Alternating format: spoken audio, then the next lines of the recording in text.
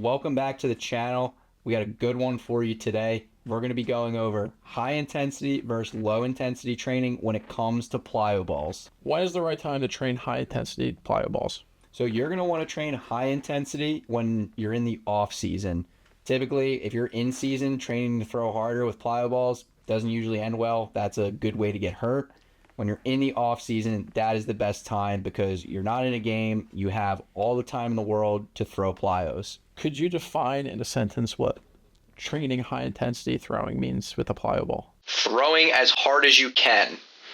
When should I train low intensity plyo ball training? That's a fantastic question. Low intensity training doesn't exist. You should never be deliberately training low intensity. There's times to back off and do lower intensity things, but in terms of, for example, gaining velo, that should never be low intensity. You're going to throw plyos at a lower intensity during the season, during your warm-up, trying to get ready for a game, or just throwing in general. Should I train low volume or high volume? When it comes to plyos, it depends. High volume is going to be more in the off season when you're actually throwing as hard as you can, trying to get the arm speed. Low volume is going to come during the season when you're in game. You're throwing more when you're actually going into competition mode.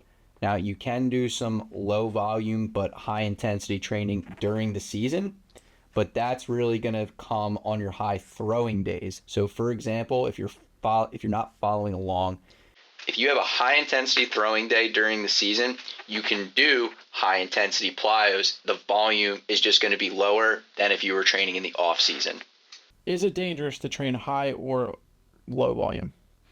It really depends. If you jump right into a high intensity training program, that's a good way to ensure you'll probably get hurt. So you want to build the foundation first. You want to make sure you're not jumping right into it. You're being smart about it. So volume should stay low.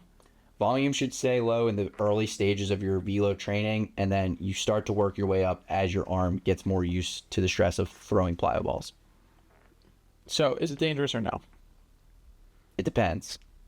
Depends on what? It depends if you're an idiot or not. Define idiot.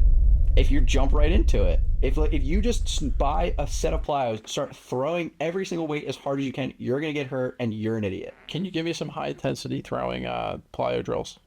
Yeah, sure. What are they? They're going to be right here and right here. Guys, hope that cleared up some things for you. If you have any questions, don't hesitate to reach out to us. Leave a like if you enjoyed this video, and we'll catch you on the next one.